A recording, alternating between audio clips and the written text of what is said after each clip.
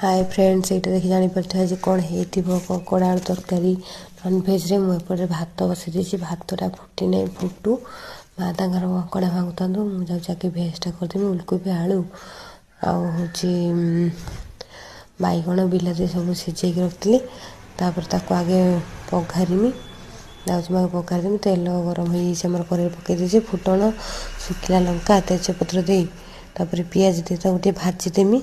भाजी दे सारापर जो रखी सीझे कि बिलाती टे छेचिकी पकईदेमी।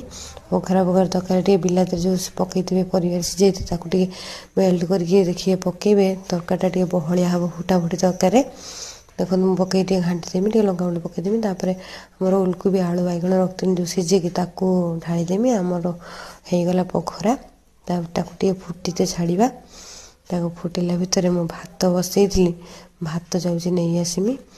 आमर उलकोबी आलू तरकारी देखो पूरा होगला गोटे जगह को काढ़ीदेमी ना काढ़ी जीरा लंका गुंड टे पकईदेमी। आमर उलकोबी आलू तरकारी होगला मु भात ये नहीं आसी देखो माँ भी ककड़ा भांगी देती। आगे चलते भेजटा कर भेंडी आलू चड़चड़ी ताप काटिक रखी ककड़ा भी मसला कर रखी आगे भेंडी आलू चड़चड़टा चलते करवा। आगे कर बस तेल पकई भेंडी आलूटा को भाजवा टे हल्दी टे लुण टे पकई भेंडी आलूटा टे सन्तुल दबा।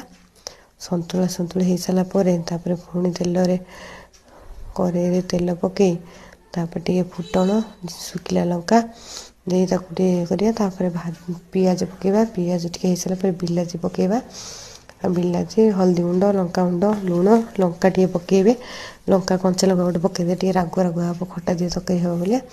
तापर बिलाती मोड़गला सोरिष रसुण अदा सोरिष रसुण जीरा पेस्ट को पकईदेमी देखो मोड़े पकईदेमी।